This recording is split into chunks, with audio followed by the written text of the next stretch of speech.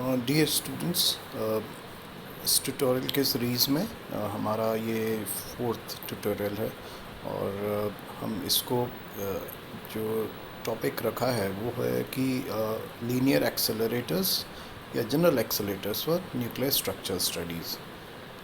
ये हमारे third year में इंट्रोड्यूस भी होता है और प्रीवियस फाइनल में भी हमें इसकी आवश्यकता होती है कॉम्पिटिटिव एग्ज़ाम्स के लिए। तो इसको स्ट्रक्चर स्टडीज़ में जो हम लीनियर एक्सेलरेटर्स करते हैं, क्योंकि न्यूक्लियर रिएक्शन डिटेक्टर्स हम थियोरी में कर रहे हैं, तो एक्सेलरेटर्स को भी उसके साथ पढ़ना आवश्यक होता है। तो इसमें हमारे जो लीनियर पार्टिकल एक्सेलरेटर्स हैं उनका मेन काम होता है कि पार्टिकल्स का क्रिएशन के बाद उनको बहुत हाई एनर्जी दे के और उनको काइनेटिक एनर्जी इतनी देना कि वो हमें आगे रिसर्च और एजुकेशन में हमें यूज़फुल इंफॉर्मेशन दे सकें। तो इसमें दो कैटेगरीज़ हैं। जो पहली कैटेगरी है उसमें यह है कि हम एक स्टेडी एक्सेलरेटिंग फील्ड जो है वो उसको डेवलप करते हैं, जो इलेक्ट्रोस्टैटिक जनरेटर्स कहलाते हैं, और दूसरा जो कि है वो रेडियो फ्रीक्वेंसीज़ को यूज़ करता है, इलेक्ट्रिक फील्ड्स। तो उसके अंदर हमारे लीनियर एक्सेलरेटर्स जो हैं वो साइक्लोट्रॉन्स, सिंक्रोट्रॉन्स और माइक्रोट्रॉन्स हैं। तो इसमें से लीनियर एक्सेलरेटर साइक्लोट्रॉन और माइक्रोट्रॉन्स करेंगे और एक इलेक्ट्रोस्टैटिक का हम पार्ट भी करेंगे। इनके एनर्जीज़ में थोड़ा डिफरेंस है। वो इनके जो लीनियर एक्सेलरेटर्स हैं उनमें 100 to 1000 MeV होती है जो रेडियो फ्रिक्वेंसीज़ में यूज़ करते हैं। लेकिन अभी जो इस प्रेजेंट लेक्चर में हम सिर्फ लो एनर्जी एक्सेलरेटर्स को करेंगे जिसमें कुछ फ्यू MeV की एनर्जी होती है। तो उसमें पहला जो इलेक्ट्रोस्टैटिक टाइप जनरेटर था जिसके अंदर की हमने बताया कि इसको स्टीडी एक्सेलरेटिंग फील्ड यूज़ करते हैं, तो उसको बोलते हैं टेंडम इलेक्ट्रोस्टैटिक जनरेटर्स। और इसका जो बेसिक कंसेप्ट है वो ये है कि कॉकफ्रॉक्ट एंड वॉल्टन ने 1932 में फर्स्ट इसको डेवलप किया था और उसके अंदर एक लिथियम न्यूक्लियस लिया था जिसमें कि उसको प्रोटॉन से एक्सेलरेट करके, और ये रिलेशन जो जनरल है वो सभी में अप्लाई होती है, ½mv² = eV, और V is output voltage and m is the mass of the proton। सो तो 1D ग्राफ जो है वो भी इसी का फॉर्म है और इसमें एक्सेलरेट जो है वो हम इलेक्ट्रॉन्स को करते हैं। तो टेंडम का मतलब बेसिकली क्या होता है कि आपने अगर साइकिल देखी हो तो उसके अंदर अगर ऐसी सीट हो जो दो लोगों को एडजस्ट कर सके, तो ऐसी उसको हम टेंडम बोलते हैं। तो मीन्स एक के बाद एक कोई बैठे। तो यहाँ पे मीनिंग क्या है, यहाँ पे इस कॉन्फ़िगरेशन में मीनिंग ये है, यहाँ पे दो चार्ज का कॉन्फ़िगरेशन होगा जो एक साथ आएगा और एक ही यूनिट में वो रहेगा। मीन्स दो एक्सेलरेटर्स हैं लेकिन जनरेटर एक ही है, तो इसलिए उसको टेंडम नाम दिया है। ये इसका बेसिक स्ट्रक्चर है। यहाँ पे आपके इसको अगर ध्यान से देखेंगे तो ये इलेक्ट्रोस्टैटिक जनरेटर का है और यहाँ पे दो पार्ट्स कह सकते हैं, एक तो अपर पार्ट और एक लोअर पार्ट। तो लोअर पार्ट जो है वो तो एक सिंगल एंडेड मशीन, मीन्स एक ही डायरेक्शन में जो आउटपुट देगी, और अपर हाफ जो है वो इसको टेंडम की तरह बिहेव करता है ना। इसमें कैसे करेगा इसका थोड़ा वर्किंग देख लेना है। तो यहाँ पे इसके पार्ट्स को देख लें। एक आयन सोर्स जहाँ से हमें चाहिए, कोई भी हो सकते हैं, वो सिल्वर भी आयंस हो सकते हैं और भी कोई हाइड्रोजन भी हो सकता है, लोअर आयंस भी हो सकते हैं। एक मैग्नेटिक से थोड़ी फोकसिंग किया जाता है और उसको पाथ को डाइवर्ट किया जाता है जहाँ हमें चाहिए। उसके बाद मैग्नेटिक स्विच ऑफ कर देंगे तो वो स्ट्रेट लाइन ट्रेवल करेगा।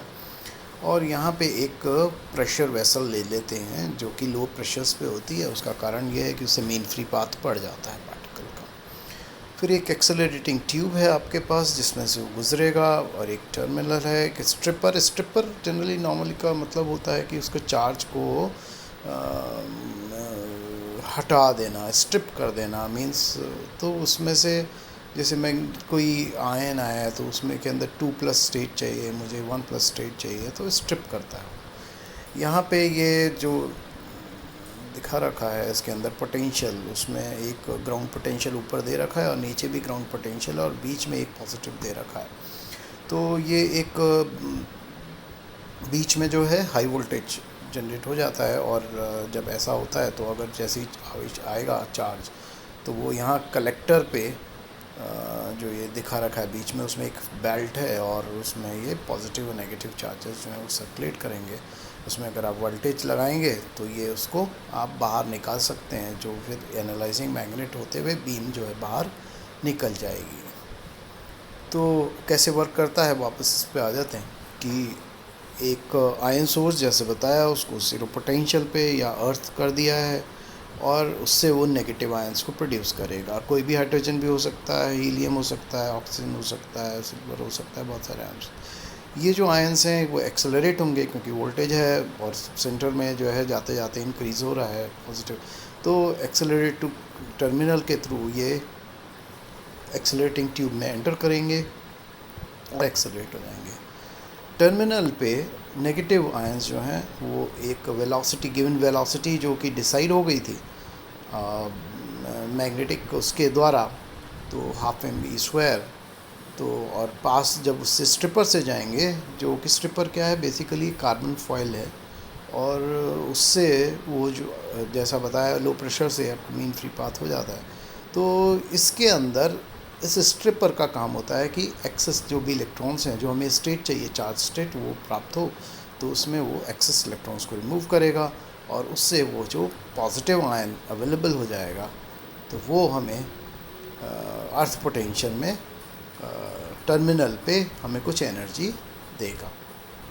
अब ये जो नेगेटिव आयंस हैं जो हैवर एलिमेंट्स के हैं, वो स्ट्रिप करके पॉजिटिव चार्ज हमें टर्मिनल पे दे देते हैं, विच इज़ जस्ट QE। तो final velocity of this acceleration जो होगा, जिसके कॉरस्पॉन्डिंग उसका पोटेंशियल हो जाएगा 1 + QV, क्योंकि चार्ज जो है वो बढ़ जाएगा, पॉजिटिव आयन चार्ज। तो एडिशनल स्ट्रिपर जो हैं अगर हम लगाते हैं तो उससे हम अपने इस चार्ज को बढ़ा भी सकते हैं।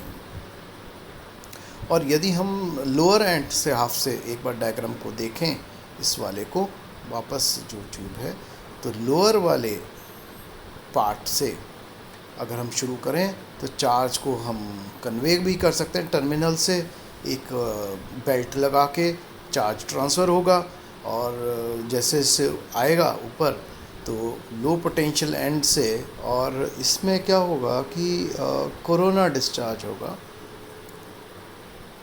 जहाँ से भी हम स्प्रे कर रहे हैं, और ये बेसिक प्रोसेस है इलेक्ट्रोमैग्नेटिक स्टैटिक इंडक्शन का। और टर्मिनल एंड पे जो ट्रांसफ़र प्रोसेस है वो रिवर्स हो जाएगा, और टर्मिनल पुली जो है वो हायर पोटेंशियल पे टर्मिनल पे चली जाएगी, और नेगेटिव चार्ज जो है वो नीचे जाने वाले चार्जिंग ट्रैक में इकट्ठा हो जाएगा, और उसको हम एविकेटिंग इलेक्ट्रिक एक्सेलरेटिंग ट्यूब से उसको एक सीधा स्ट्रेट लाइन पाथ दे सकते हैं, और इससे वो इंसुलेटिंग ट्रैक स्ट्रक्चर में होते हुए और ये टर्मिनल पे चला जाएगा। अब ये जो स्टैक इकट्ठा होके स्ट्रक्चर है, स्टैक स्ट्रक्चर, वो एक क्या है, इक्वी पोटेंशियल की लगातार बढ़ते हुए बराबर पोटेंशियल की सरफेस है, और ये एक रजिस्टर से जनरली कनेक्ट होती है, और ये जो है हमें एक एक्सियल इलेक्ट्रिक फील्ड हमें कहती है, जिससे कि मूवमेंट ऑफ आयंस जो है वो सिंपल इजी हो जाता है। और ये जो प्रेशर वेसल है इसके अंदर एक इंसुलेटिंग कह सकते हैं, जिससे कि वो क्रैक नहीं हो और इंटरेक्ट ना करे, इनर्ट होता है एटमॉस्फेयर, तो सल्फ़र हेक्साफ्लोरीन जैसे कि, और इससे एक्सियल वोल्टेज जो ग्रेडियंट है वो भी इंक्रीज़ किया जा सकता है, क्योंकि वो खुद मॉलिक्यूल्स इंटरेक्ट नहीं करते और इसमें लो प्रेशर्स को मेंटेन करते हैं। IUC न्यू दिल्ली में जो UGC का सेंटर है उसमें रिसर्च की एक्टिविटी इस तरह के जनरेटर से की जाती है। फाइनली और ये एनर्जी जो है उसको हम स्टेबलाइज कर सकते हैं by controlling the charging of current और जहाँ ये किस तरह से कर सकते हैं एनर्जी को स्टेबलाइज़। तो एनर्जी को स्टेबलाइज़ करने के लिए हम जो कंट्रोल कर रहे हैं करंट को, उसको हम एक काम कर सकते हैं कि उसके अंदर अगर आपने डिफरेंशियल एम्पलीफायर पढ़ा है तो उस तरह से हम एक एरर सिग्नल निकाल सकते हैं एक्सेलरेटेड बीम से, और उसको एक मैग्नेट पे वापस भेज सकते हैं, और इससे जो है डिफरेंस सिग्नल जो है वो बीम को डेविएट अगर हो रही है तो उसको वो कंट्रोल करता है। तो एनर्जी स्प्रेड अगर 1 to 1.5 kV है, अगर 20 मिली वोल्ट टर्मिनल पे, तो फोटॉन्स के लिए ये एक बहुत ही अच्छा न्यूक्लियर रिएक्शन का एक्सपेरिमेंट होता है। ना लीनियर एक्सेलरेटर्स के लिए जनरल बात हम आज करेंगे, और उसके अंदर एक जो पार्ट है ड्रिफ्ट ट्यूब एक्सेलरेटर्स और वेव गाइड एक्सेलरेटर्स का लीनियर एक्सेलरेटर्स में पार्ट करेंगे। तो एक इलेक्ट्रोस्टैटिक का हो गया, और अब हमारे जो लीनियर एक्सेलरेटर हैं वो ये दो मेनली हैं, drift tube accelerators and wave guide accelerators. और ड्रिफ्ट ट्यूब एक्सेलरेटर्स में हमें ये जो ज्योमेट्री है वो हमें ध्यान रखना है। ड्रिफ्टिंग का means under the action of electric field, जो आयंस हैं, इलेक्ट्रॉन्स हैं, वो लगातार कंटिन्यूसली मूव करते रहेंगे अलोंग दी एक्सियल डायरेक्शन। तो यहाँ पे इनपुट पे आपके चार्ज पॉजिटिव आयंस होंगे, और फिर उसके बाद ड्रिफ्ट ट्यूब्स हैं। Drift tubes are just these are points which have equipotential but they are continuously adding up. तो एडिंग अप होने से वो एक ज़्यादा फीट आपको मिल जाती है ड्रिफ्टिंग होने में, और इसका जो वेवलेंथ है वो लेंथ ऑफ द ट्यूब कितनी है उस पर डिपेंड करेगी कि कितनी आएगी। तो ये आरएफ सप्लाई से आप इसको कंट्रोल कर सकते हैं। तो ये जो डिटेक्टर्स हैं रेडियो फ्रिक्वेंसी पे ऑपरेट करें तो अप्रोक्सीमेट 30 मेगाहर्ट्ज़ की अप्रॉक्सीमेटली फ्रिक्वेंसी होती है, और काफ़ी ज़्यादा संख्या में ड्रिफ्ट ट्यूब्स जो हैं वो आपको एक फीड फ्री लेंथ दे देती है, जिससे कि वो लगातार कंटिन्यूसली मूव एक लीनियर डायरेक्शन में कर सकते हैं। और इनमें एक्सेलरेटिंग गैप्स होते हैं जो कि आउटपुट टर्मिनल को एक ऑसिलेटर से, जिसकी वेवलेंथ लैम्डा, से कनेक्ट करते हैं। ये जो ड्रिफ्ट ट्यूब की लेंथ है वो इस तरह से होती है कि जब भी फील्ड में गैप होगा और वहाँ पे अगर रिवर्स होता है वो फील्ड, तो ये पार्टिकल जो है वो पास हो जाए एक गैप से दूसरे में। तो ये इतनी सफिशिएंट होनी चाहिए, और वो जो कंडीशन है वो हमारी फुलफ़िल होनी चाहिए इसके अंदर, कि ये जो कंडीशन है ln = 1/2 3/n लैम्डा, तो ये फुलफ़िल होनी चाहिए। अब अगर इसका voltage across the gap v है तो पार्टिकल एनर्जी हो जाएगी ड्रिफ्ट ट्यूब की NeV, और पार्टिकल एनर्जी वेलोसिटी जो है वो 12 mv² ev से कर सकते हैं। तो यहाँ पे NeV है तो 2 NeV/m² हो जाएगा। तो m क्या है यहाँ? मास ऑफ द जो पार्टिकल इसको एक्सेलरेट कराया जा रहा है, और फ्रीक्वेंसी ऑफ ऑसिलेटर जो है वो c/λ है। ना टाइम ऑफ फ्लाइट होता है कि जितनी देर वो हवा में रहता है उसको टाइम ऑफ फ्लाइट बोलते हैं। तो क्योंकि ये रेडियो फ्रिक्वेंसी है तो ऑसिलेटिंग सिग्नल हो गया, तो उसके अंदर साइकिल होगा। So half cycle which corresponds to pi normally phase, तो हाफ साइकिल में the left not drift tube हो जाएगी half of Vn λ/c। So it is just half of beta n, और इसको इस तरह से V/c को बीटा से आप रिप्रेजेंट कर सकते हैं जैसे रिलेटिविस्टिक में लिखते हैं, लेकिन नॉन रिलेटिविस्टिक के लिए इज इट √2 ऑफ n के प्रोपोर्शन। और यदि एनर्जी का गेन पर गैप कांस्टेंट हो तो ln जो है वो सिंपली लैम्डा के प्रोपोर्शनल होगा। उसको कैसे कर सकते हैं सेट? वो आप रेडियो फ्रिक्वेंसी को सेट करके लैम्डा को भी फिक्स कर सकते हैं, because length is directly proportional to lambda. तो ये जो मोड एक्साइटेशन इन्वॉल्व होंगे वो जनरली 5 ME से कम होते हैं, और ज़्यादा अगर चाहिए 5 ME से ज़्यादा, जैसे मान लो प्रोटॉन्स के लिए, तो हमें माइक्रोवेव फ्रीक्वेंसीज़ में जाना पड़ता है। और माइक्रोवेव में क्योंकि ट्यूब्स होती हैं जनरली जैसे क्लिस्ट्रॉन ट्यूब्स, तो उसमें अंदर एक रेजोनेंस कैविटी हो जाती है डेवलप, जिससे वो सिग्नल प्रोपोगेशन होता है। तो उसके अंदर एक्साइटेशन जो होगा वो रेजोनेट कैविटी से होगा। तो यहाँ पे कैविटी जो है वो एक्साइट होगी लोएस्ट लॉन्गिट्यूडल मोड में, और इसमें uniform axial electric field through out the length हमें मिलेगा। नाउ वेवगाइड जो एक्सेलरेटर्स हैं उनके अंदर एक स्टैंडिंग वेव पैटर्न डेवलप होना होता है कैविटी में। उसका कारण ये है, स्टैंडिंग वेव कब होती है, when both the ends are closed. तो यहाँ पे एक बार प्रोपोगेट होने के बाद वो रिफ्लेक्ट होगी और they will form a standing wave pattern.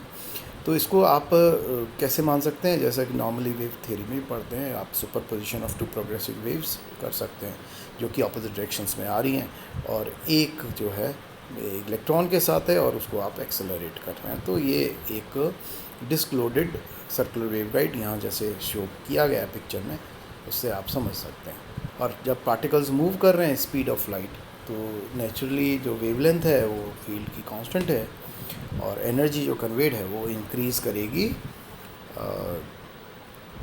तो एक्सेलरेट करने की जगह यहाँ पे एनर्जी का इंक्रीज़ ज़्यादा सिग्निफिकेंट नंबर रहेगा। और वेव गाइड जो एक्सेलरेटर्स हैं ये इलेक्ट्रॉन्स के लिए सूट करते हैं, क्योंकि उनकी वेलोसिटी जो काफ़ी 0.98 c जैसे 2 MeV के लिए भी होती है। इस तरह के में जो फेज़ वेलोसिटी है ट्रैवलिंग वेव की, वो ज़्यादातर c से ज़्यादा रहती है, which is the speed of light. और अगर हमें उसको मेंटेन करना है around c, so that these relativistic effects जो हैं वो बहुत सिग्निफिकेंटली इफेक्ट ना करें, तो डायफ्राम्स को यूज़ किया जाता है, जिससे कि वो ऑसिलेशंस को एब्सॉर्ब करते हैं। तो इलेक्ट्रॉन जो हैं वो गुच्छों में आएंगे, बंचेस में, पीक फील्ड में, और गेन एनर्जी करेंगे, लगातार एनर्जी प्राप्त करते रहेंगे फ्रॉम द वेव। और एक अगर वेलोसिटी उसके नियर आ जाएगी जैसे 0.98 c, तो रेडियल डीफोकसिंग जो फोर्सेस हैं वो ख़त्म हो जाएंगे और इसके अंदर एक्सियल डिस्टेबिलिटी ख़त्म हो जाएगी। ये इस तरह का एक्सीलरेटर एक स्टैनफोर्ड यूनिवर्सिटी में वहाँ पे 3 किलोमीटर का SLA USA में है, और ये जो है इलेक्ट्रॉन स्कैटरिंग स्टडीज़ में न्यूक्लियस साइज़ के और एक्साइटेशंस के लिए काम में लिए जाते हैं। ओके।